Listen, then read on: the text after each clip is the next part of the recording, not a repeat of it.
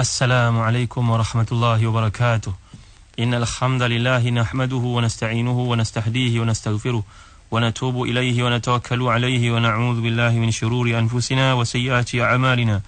من يهده الله فلا مضل له ومن يضلل فلا هادي له. وأشهد أن لا إله إلا الله وحده لا شريك له وأشهد أن محمدا عبده ورسوله. يا أيها الذين آمنوا اتقوا الله حق تقاته ولا تموتن إلا وأنتم مسلمون. يا أيها الناس اتقوا ربكم الذي خلقكم من نفس واحدة وخلق منها زوجها وبث منهما رجالا كثيرا ونساء واتقوا الله الذي تساءلون به والأرحام إن الله كان عليكم رقيبا.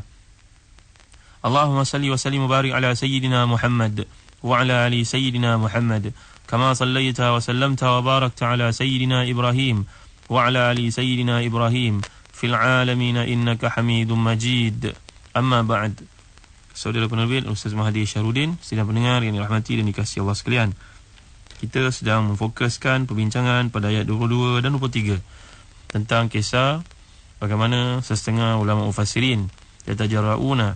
Mereka ini membawakan kisah-kisah yang dikutip dari kitab-kitab Bible yang menceritakan tentang kesudahan Nabi Adam dan juga Hawa, dan perkara ini wajar dijauhi, wajib dijauhi.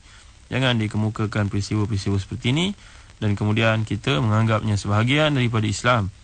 Bagaimana kisah yang telah beliau kemukakan sebelum dalam kuliah lepas yang telah kita bincangkan di kalangan awam yang mengatakan bahawa orang perempuan dihukum oleh Allah Subhanahu Wa Taala dengan datangnya haid, dengan mengandung. Natijah dari kesilapan Hawa dahulu, maka perkara tersebut ditanggung oleh generasi yang datang kemudian. Inilah perkara-perkara yang tidak ada bersumberkan dari Quran dan juga Sunnah.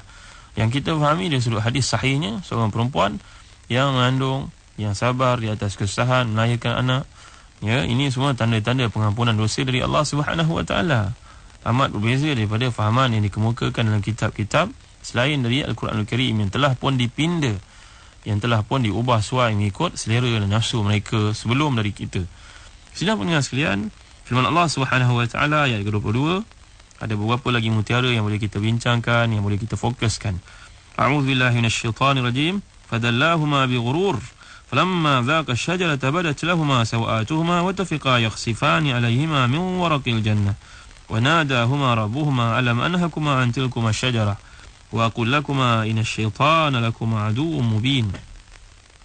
Maka syaitan memujuk keduanya untuk makan buah itu dengan tipu daya. Tatkala keduanya telah merasai buah kayu itu, nampaklah bagi keduanya aurat-auratnya dan mulailah keduanya menutupinya dengan daun-daun syurga. Kemudian Tuhan mereka menyeru pada mereka, bukankah aku telah melarang kamu berdua dari pohon kayu ini? Dan aku katakan kepadamu, sesungguhnya syaitan itu adalah musuh yang nyata bagi kamu berdua. Ya, kita mempelajari bahasa Arab, kita lihat perkataan digunakan oleh Allah di sini, zaqash syajarah, kedua-duanya merasai. Bukannya seorang rasa kemudian bagi pada seorang pula.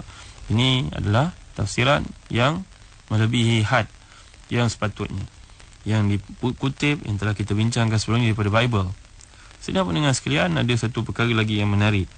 Bila Muhammad Rashid Ridha menjelaskan dalam kitab tafsirnya Al-Manar bahawa kesilapan seperti ini bertujuan untuk merendah-rendahkan orang perempuan. Menceritakan lanjut tentang merendah-rendahkan orang perempuan ni, kalau kita lihat satu firman Allah Subhanahu Wa Taala yang menjelaskan tentang isu hubungan suami isteri. Nanti kita akan bincangkan lanjut. Tapi terlanjur kita dah bercerita perkara ni, elok kalau kita lihat kaitan yang ada di antara ayat ke-34 surah Nisa dengan peristiwa yang dijelaskan oleh Muhammad Rashid Ridha. Pengaruh tafsiran Israiliyat ke dalam hukum-hukum ataupun cerita-cerita masyarakat awam. Firman Allah dalam ayat ke-34 surah Nisa, A'udzubillahi minasyaitanir rajim.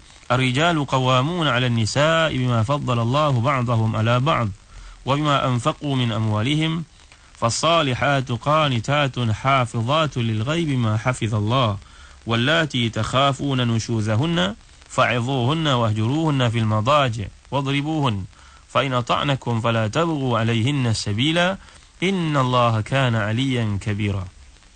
Dalam kuliah lepas saya telah memukakan pandangan oleh Dr. Nuh Ali Salman Al-Qudha, Mufti Jordan pada hari ini, dalam kes berkaitan dengan penganiayaan kepada orang perempuan dari sudut hukum-hukum fiqh ahwal syakhsiyah, fiqh kekeluargaan, munakahat.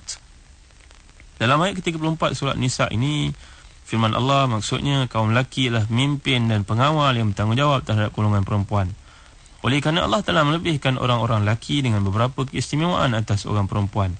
Dan kerana orang lelaki telah melanjakan harta mereka untuk orang-orang perempuan dan keluarga. Ini sebab orang lelaki diberi tanggungjawab lebih, maka kedudukannya lebih tinggi daripada orang perempuan. Dia sudut menjadi imam, dari beberapa sudut. Dari sudut hukum kaitan muamalat, hukum menjadi memegang jawatan qadhi dan sebagainya. Menjadi wilayah ammah, menjadi ketua kepada negara yang umum adalah mesti daripada kalangan orang lelaki menurut jumhur ulama. Maka perempuan-perempuan yang saleh itu adalah yang taat kepada Allah dan suaminya dan memelihara kehormatan dirinya dan apa juga yang wajib dipelihara ketika suami tidak ada bersama, dengan bantuan Allah dan pertolongannya. Dan perempuan-perempuan yang kamu bimbang melakukan derhaka, iaitu nusyuz, hendaklah kamu nasihati mereka. Jika mereka berdegil, pulaukanlah mereka di tempat tidur.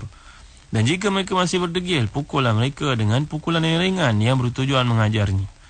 Ni saya nak bawa ayat ini kerana ada kaitan dalam penganiayaan, salah tafsir kepada orang perempuan.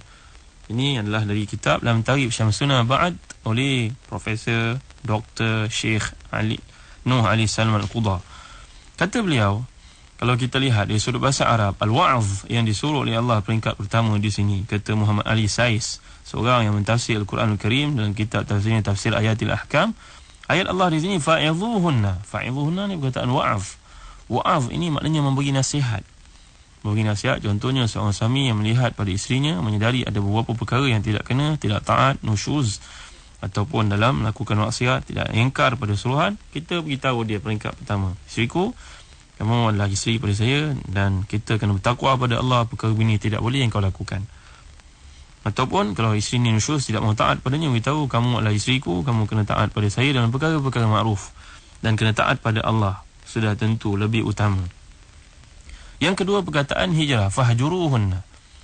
Wahjuruhunna ni maknanya hijrah, meninggalkan.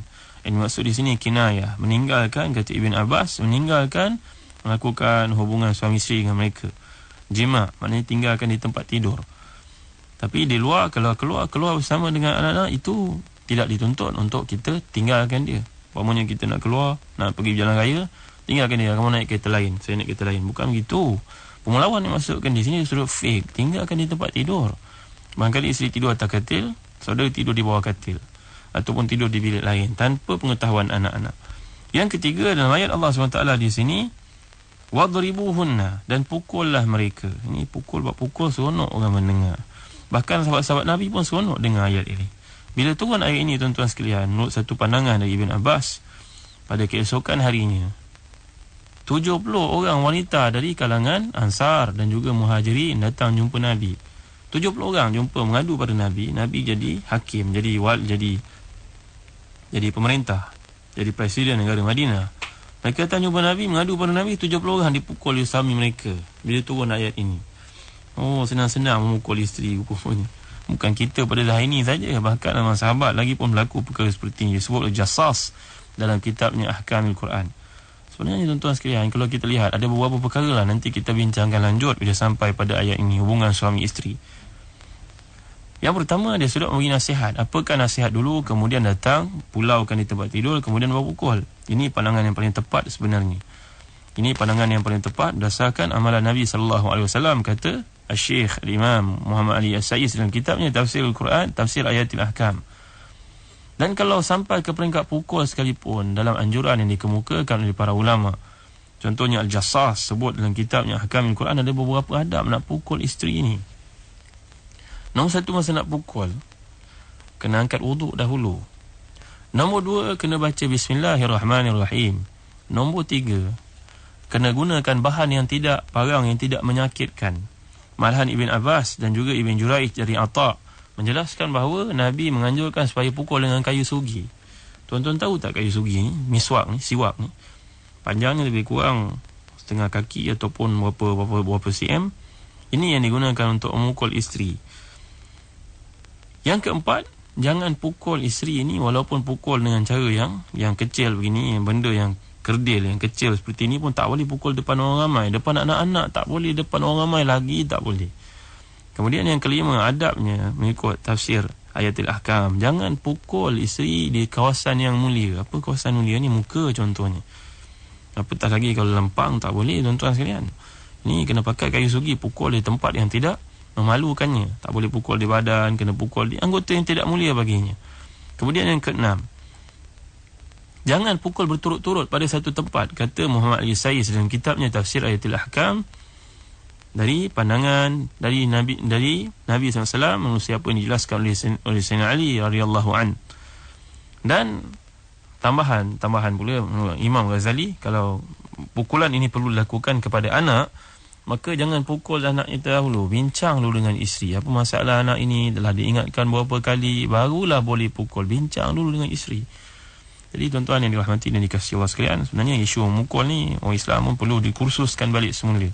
Saya kira kedatangan kita sebelum berkahwin ke kursus kahwinan perlu ditekankan perkara-perkara semikian, supaya tidak berlaku penganiayaan kepada orang-orang perempuan. Perempuan ni kalau kita baca tuan-tuan sekalian, kalau satu majalah antarabangsa, Reader Digest, satu kajian yang menceritakan tentang berapa cara untuk towards happiness, 25 steps, easy steps untuk menjadi orang yang bahagia. Kalau nak suruh diri kita bahagia, kita bahagiakan. Kalau orang putih dia sebut partner lah, dia sebut rakan kongsi ataupun apa istilahnya, kawan. Isteri ini sendiri merupakan partner dia. Lawan kafir dia tidak berkahwin macam kita, maka dia suruh kita untuk menghargai isteri ini, untuk bawa pulang bunga, bawa pulang hadiah, bawa surprise untuk dia, bawa satu benda yang boleh menyebabkan dia rasa diri dia appreciate. Manusia hidup di dunia pada ini perlu appreciation tuan-tuan sekalian. Anak-anak perlu penghargaan, isteri perlu penghargaan. Kadang-kadang benda yang dibawa itu kecil saja, tetapi cukup bermakna, menandakan penghargaan seorang suami kepada isterinya.